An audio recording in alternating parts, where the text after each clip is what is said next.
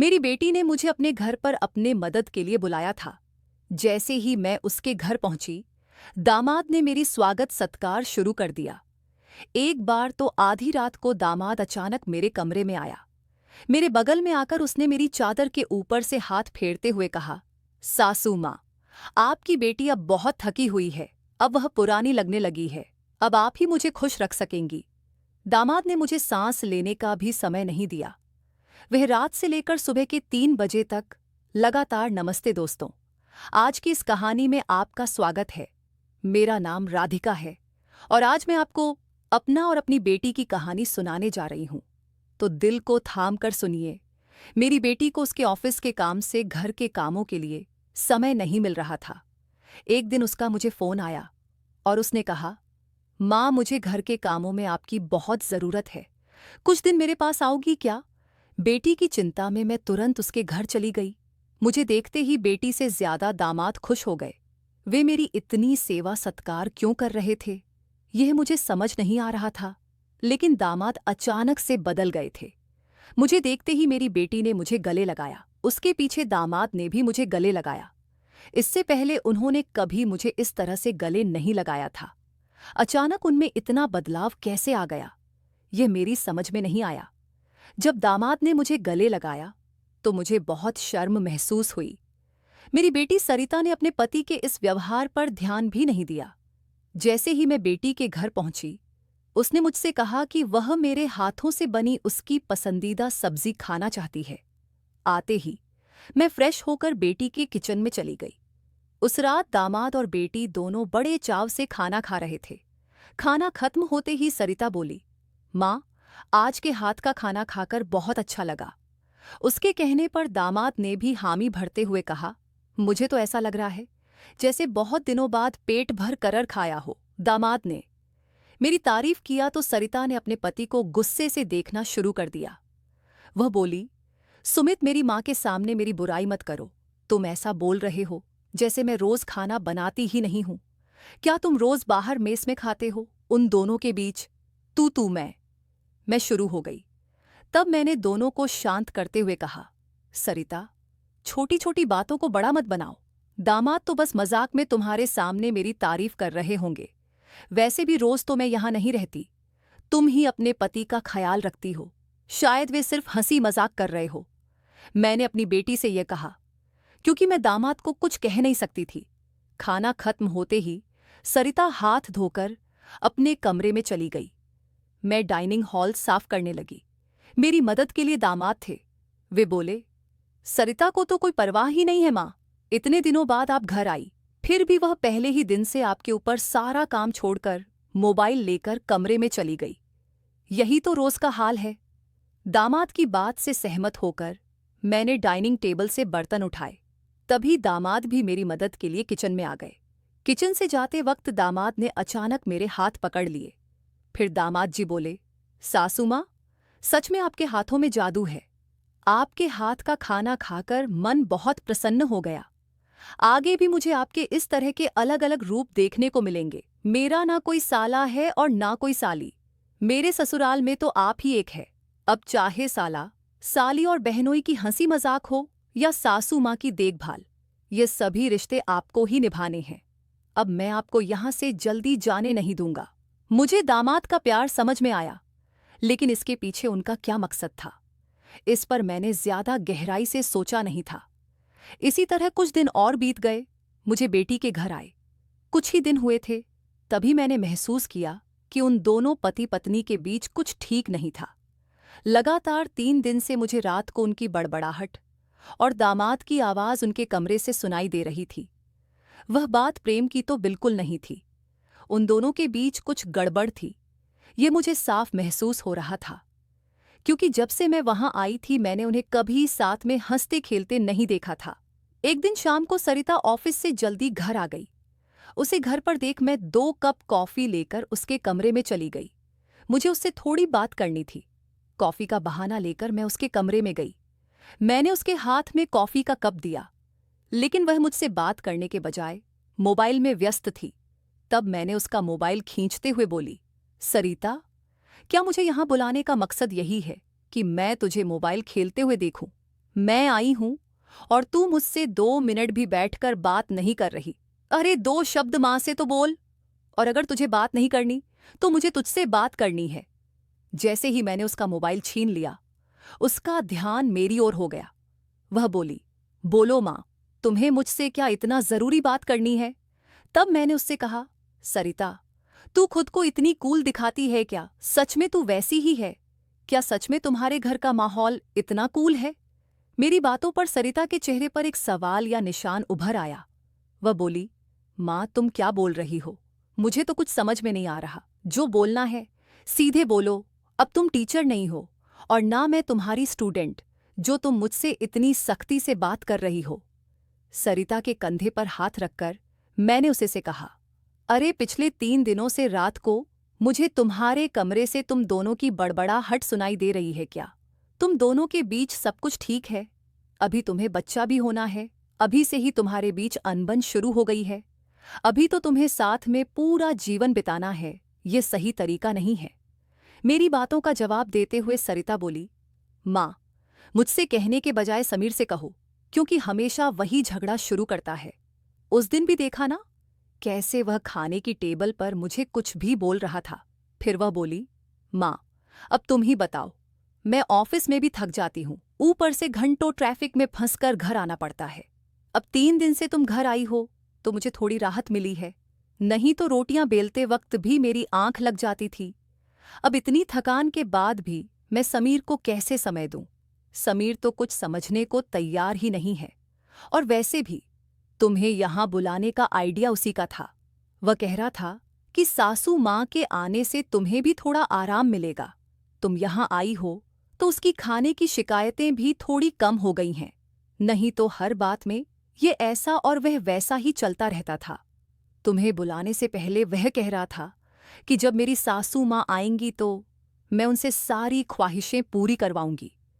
अब तुम्हारे दामाद को तुमसे क्या ख्वाहिशें पूरी करवानी है, यह तुम ही देख लो। उसकी शिकायतों से तो मुझे थोड़ी राहत मिल गई है। सरिता की बातें सुनकर मुझे लगा कि सच में उसे काम से समय नहीं मिल पाता होगा, इसलिए समीर को खाने पीने की परेशानी हो रही होगी और शायद इसलिए उन्होंने मुझे कुछ दिनों के लिए बुला लिया होगा। लेकिन दामाद को मुझसे और भी ख्वाहिशें पूरी करवानी थी, इसका मुझे कोई अंदाजा नहीं था। सरिता की बातें सुनकर मुझे लगा कि उनके बीच सामान्य झगड़े हैं जो वे खुद सुलझा लेंगे, इसलिए आगे मैंने सरिता को और नहीं समझाया। जैसे ही मैं उसके कमरे से बाहर निकली, मुझे दामाद की गाड़ी का आवाज सुनाई दिया। उस दिन समीर भी जल्दी घर आ गए थे। उन्हें घर में देखकर मैंने कहा, आज आप जल्दी आ गए, चलो अच्छा हुआ। आज तुम दोनों बाहर जाकर डिनर कर लो, घर में संभाल लूंगी। उन्हें थोड़ा बाहर घूमने फिरने का मौका मिलेगा, इसलिए मैंने उन्हें डिनर के लिए बाहर जाने को कहा। लेकिन दामाद ने कहा, सासू मां, होटल जाने की जरूरत नहीं है। आज मेरे बॉस का 50वां जन्मदिन है। बॉस ने जन्मदिन के मौके पर एक 5 स्टार होटल में पार्टी रखी है और हमें खास तौर पर उस पार्टी में बुलाया गया है। समीर की बात सुनकर मैंने कहा, अरे वाह, तो फिर तुम दोनों जल्दी से अच्छे से तैयार हो जाओ और साथ में पार्टी में जाओ। तब दामाद जी बोले, सासू मां, हम दोनों अकेले नहीं जाएं। बॉस ने पूरे परिवार को बुलाया है और आप भी हमारे परिवार हैं, इसलिए आप भी हमारे साथ चलो।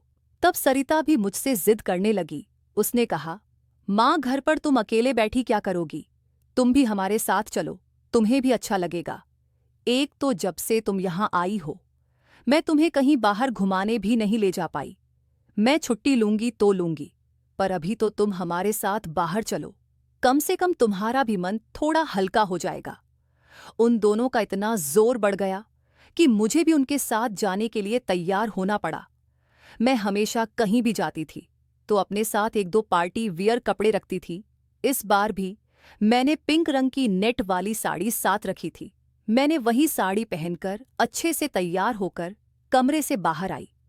जैसे ही मैं बाहर आई, दामाद मुझे लगातार देखने लगे। वह मुझे ऊपर से नीचे तक नजर फेरने लगे।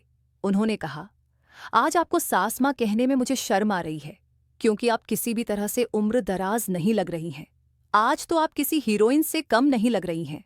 दामाद की बातों पर मुस्कुराते हुए मैं बाहर गाड़ी के पास चली गई। कुछ देर बाद घर को लॉक करके बेटी और दामाद भी बाहर आ गए। दामाद मेरी तारीफ कर रहे थे, लेकिन सरिता का ध्यान उस पर नहीं था। लेकिन जैसे ही पार्टी में गए और दामाद के बॉस हमारे पास आए, उन्होंने मुझे देखकर समीर से कहा, समीर, तुम्हारी साली तो बहुत ही सुंदर है। इस पर समीर कुछ बोलते, उससे पहले ही सरिता बोली, बॉस, ये समीर की साली नहीं है, ये तो माँ है, ये समीर की सास है। हमारे रिश्ते को सुनकर बॉस चौंक गए। उन्होंने कहा, आपकी खूबसूरती और जवानी को देखकर ऐसा बिल्कुल नहीं लगा कि अब सासू माँ हो सकती है। बॉस ने अपनी गलती स्वीकारते हुए मुझसे माफी मांगी और वहां से चले गए। बॉस के जाते ही दामाद मेरी तारीफ करने लगे। उन्होंने कहा, सच में सासू माँ, आज तो आप सरिता से भी ज्यादा खूबसूरत लग रही हैं। सच में पत्नी तो ऐसी होनी चाहिए। ऐसा कहकर दामाद ने मेरे हाथ पर ताली मारी और हंसने लगे, लेकिन उनकी इस मजाक पर सरिता गुस्से से मेरी ओर देखने लगी। अब मुझे धीरे धीरे दामाद की नजरों का एहसास होने लगा था। कुछ देर बाद हम घर जाने के लिए निकल पड़े।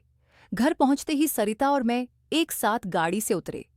गाड़ी से उतरते ही सरिता ने मुझसे कहा, माँ, आज के बाद तुम्हें इतना सजने संवरने की कोई जरूरत नहीं है। थोड़ा अपनी उम्र के हिसाब से रहना सीखो। गुस्से में तीखे शब्द बोलते हुए सरिता पैर पटकती हुई घर के अंदर चली गई। मुझे उसका गुस्सा कुछ समझ नहीं आया। असल में मुझे तो किसी भी बात पर गुस्सा आने का सवाल ही नहीं था। फिर भी सरिता मुझसे नाराज होकर पैर पटक हुए घर के अंदर चली गई थी। नादान लड़की सोचकर मैंने उसकी बातों को नजरअंदाज किया और घर में जाकर अपने कमरे में चली गई। कुछ देर बाद फ्रेश होकर मैंने रात में सोने के लिए नाइट गन पहन लिया। रोज की तरह सोने से पहले मैंने अपने हाथ पैरों पर बॉडी लोशन लगाया। तभी अचानक दरवाजे पर दस्तक हुई। दरवाजे पर दामाद थे। हमारी नजरें मिलते ही दामाद ने कहा, सासू माँ, अंदर आ सकता हूं। ये घर उनका ही था, फिर भी वह कमरे में आने के लिए मुझसे अनुमति ले रहे थे। मैंने कहा, ये घर तो आपका ही है, मेरी अनुमति लेने की क्या जरूरत, आप यहां कभी भी आ जा सकते हो। फिर हंसते हुए दामाद कमरे के अंदर आ गए। उन्होंने मेरी ओर देखकर कहा, सासू माँ, सच में आज आप बहुत सुंदर लग रही थी। वैसे तो मैं आपको कभी यह कम्प्लीमेंट देना चाहता था कि आप आज भी जवान और खूबसूरत दिखती हैं। कभी कभी सच में आपको सासू माँ कहने में मुझे शर्म महसूस होती है। कभी कभी तो आपको नाम से बुलाने की इच्छा होती है। सच में आप सरिता की बहन जैसी लगती हैं। बाहर कुछ समय पहले सरिता ने जो गुस्से में आपको कहा, वह सब मैंने सुना। उसकी बातों पर ध्यान मत दीजिए। और हाँ, एक जरूरी बात यह है कि सरिता की बातों को दिल पर लेकर आप अपना रहन सहन बिल्कुल मत बदलिए। आप जैसी हैं, बहुत अच्छी हैं। दामाद के मुंह से अपनी तारीफ सुनकर मेरे मन में लड्डू फूटने लगे। अगर 45 साल की किसी महिला की तुलना 21 साल की जवान लड़की से की जा रही हो, तो जाहिर है वह महिला खुश होगी ही। उस समय मेरे साथ भी वैसा ही हुआ था। दामाद की प्रशंसा पर मैं शर्मा गई थी। उस दिन के बाद दामाद की हदें बढ़ने लगी। 4 दिन बाद मुझे अपनी बेटी के कमरे से उनकी बहस की आवाजें सुनाई दी। मैं अपने कमरे से बाहर झांकते हुए वह सब सुन रही थी। तभी दामाद कमरे से बाहर आते दिखे।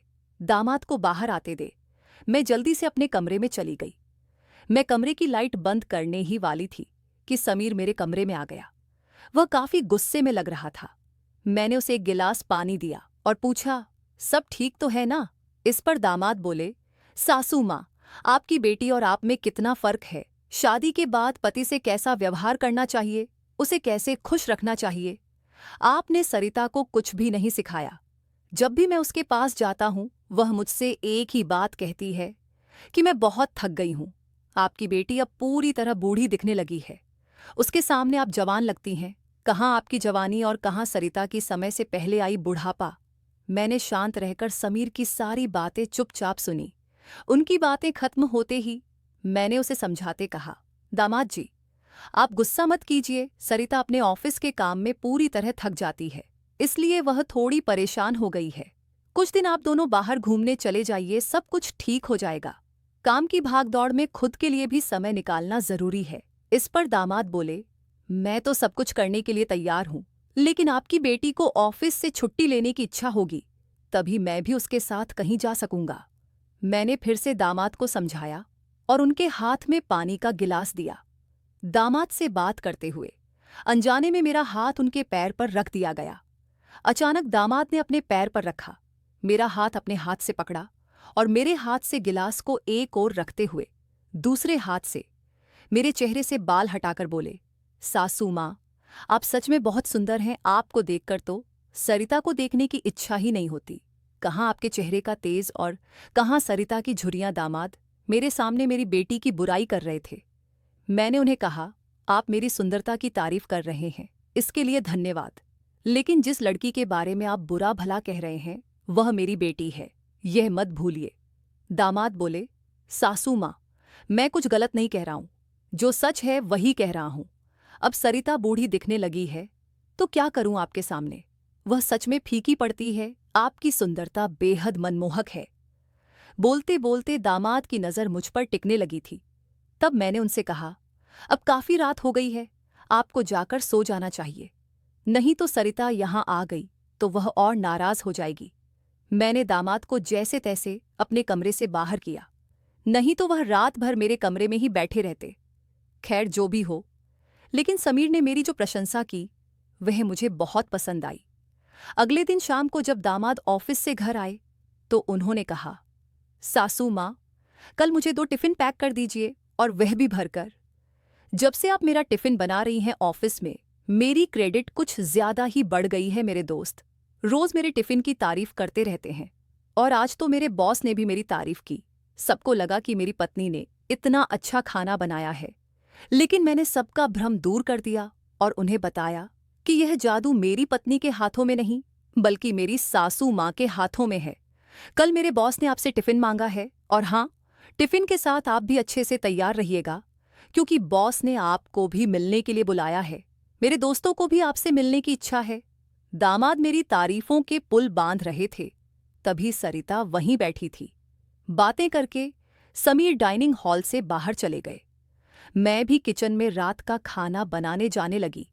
तभी सरिता ने कहा, माँ, तुम्हें अपने दामाद के सामने ज्यादा कूल बनने की कोशिश नहीं करनी चाहिए। मैंने तुम्हें उसी दिन समझाया था कि तुम्हें अपनी उम्र के हिसाब से रहना चाहिए। अब ना तुम नौकरी करती हो ना पापा है, तो तुम्हें इन सब नखरों की क्या जरूरत है। कल तुम समीर के ऑफिस जा ही रही हो तो एकदम साधारण और सादगी से जाओ। मुझे तुम्हारा यह टॉप टिप रहना बिल्कुल अच्छा नहीं लगता।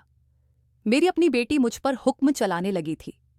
उस समय मुझे सरिता की बातों पर बहुत गुस्सा आया।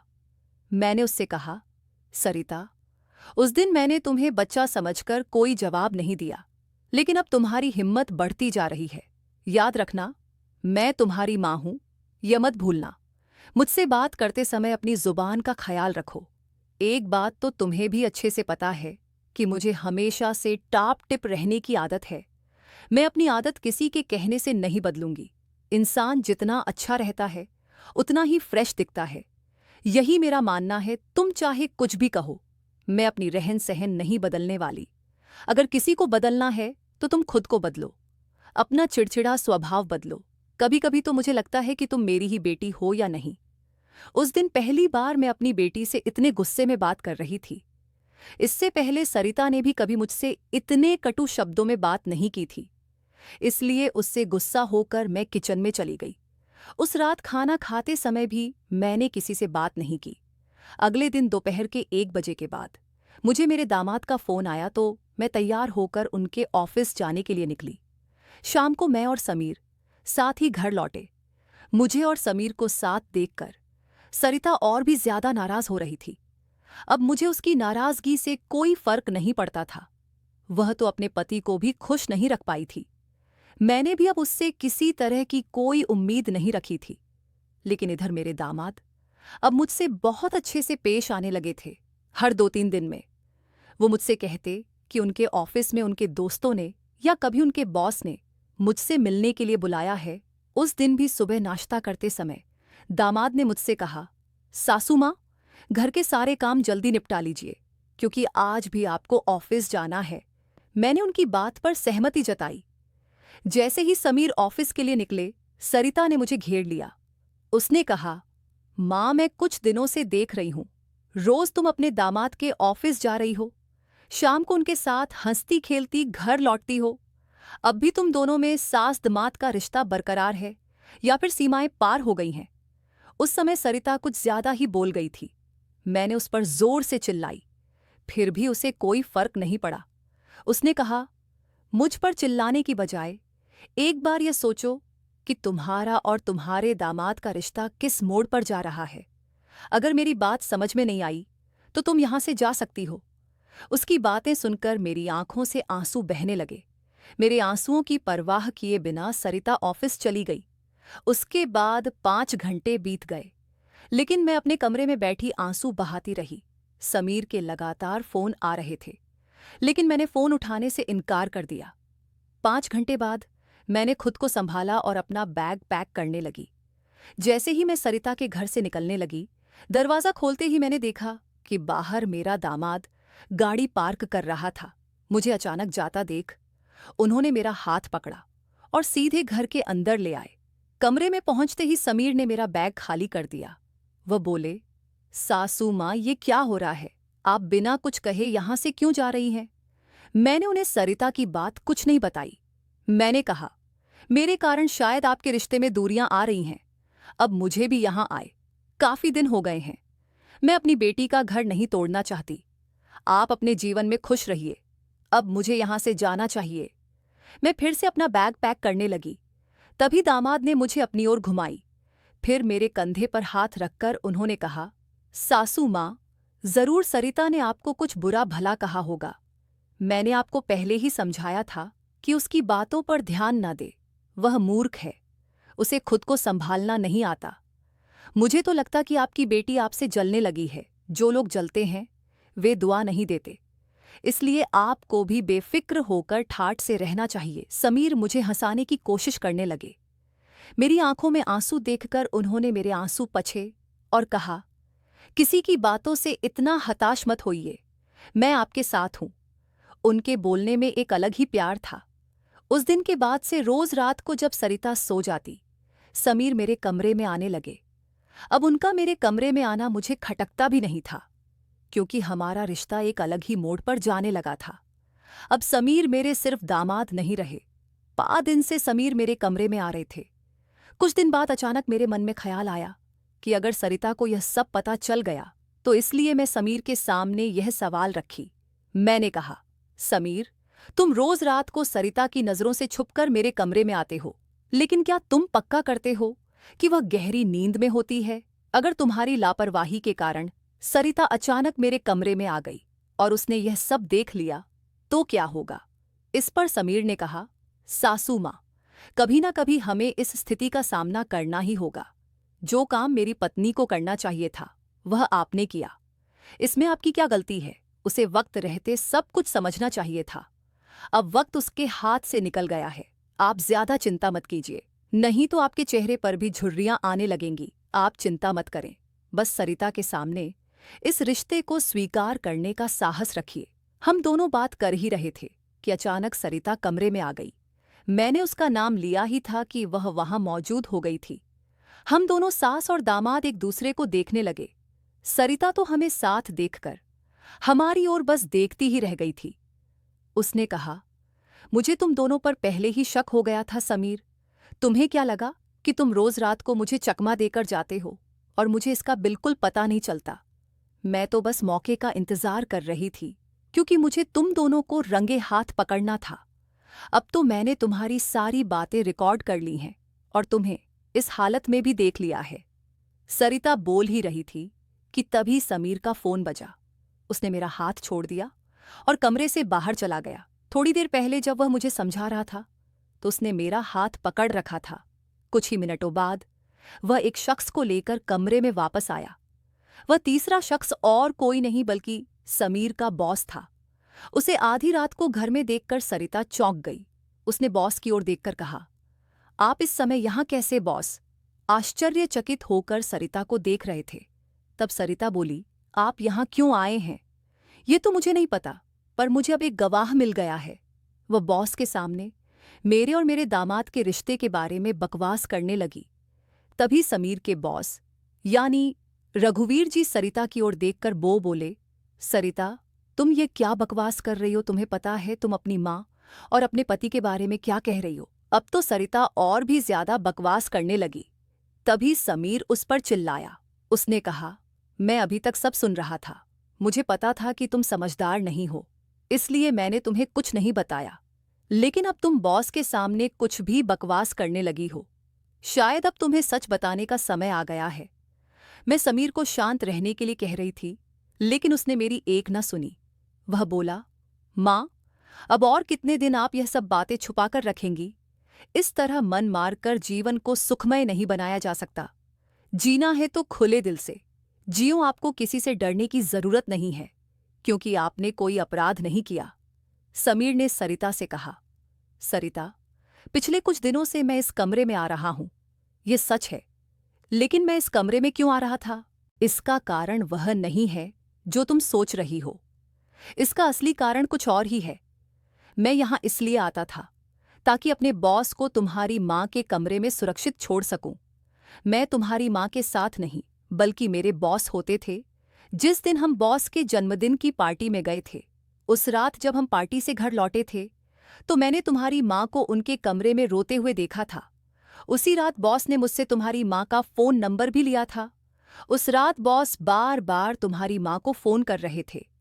उस रात जब मैं अचानक तुम्हारी मां के कमरे में गया, तो मैंने उनके फोन में बॉस के कई मिस्ड कॉल देखे। अगले दिन मैंने बॉस से इस बारे में पूछा, तभी मुझे सच्चाई पता चली। एक समय था जब तुम्हारी मां और बॉस एक ही कॉलेज में पढ़ते थे। इतना ही नहीं, उन दोनों के बीच प्यार भी था, लेकिन घर वालों के दबाव के कारण वे अपना जीवन एक साथ नहीं बिता सके। पर किस्मत ने 30 साल बाद उन्हें एक बार फिर से आमने सामने खड़ा कर दिया। तुम्हारी मां कुछ बोलने के लिए तैयार नहीं थी, लेकिन बॉस की वजह से मुझे उन दोनों के रिश्ते के बारे में पता चला। तब से मैंने जानबूझकर कभी दोस्तों का बहाना बनाया तो कभी बॉस का, ताकि तुम्हारी मां और बॉस को एक दूसरे से मिलवा सकूं। धीरे धीरे मैंने तुम्हारी मां के चेहरे पर खुशी देखनी शुरू की। वह भी अपना पुराना रिश्ता जीने लगी, लेकिन तुमने इसे गलत समझा और मां पर गलत आरोप लगाए। तुम्हारे आरोपों के बाद तुम्हारी मां ने घर से बाहर निकलना बंद कर दिया। तब से मैंने इस प्रेमी जोड़े की मुलाकात अपने घर में ही करानी शुरू कर दी। तुम्हारी मां जानती थी कि तुम इस उम्र में उनके और बॉस के रिश्ते को स्वीकार नहीं करोगी, इसलिए उन्होंने कभी तुमसे खुलकर बात नहीं की। लेकिन अब मुझे लगता है कि उन्हें अपनी जिंदगी का फैसला खुद करने देना चाहिए। सरिता बोली, समीर, तुम मेरी मां को उनके प्रेम से मिलने के लिए इतना प्रयास कर रहे थे।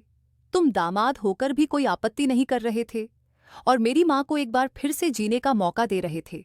मैं आगे बढ़ी और सरिता से आंसू भरी आंखों के साथ बोली, मुझे माफ कर दे बेटी, मुझे इस उम्र में यह सब नहीं करना चाहिए था।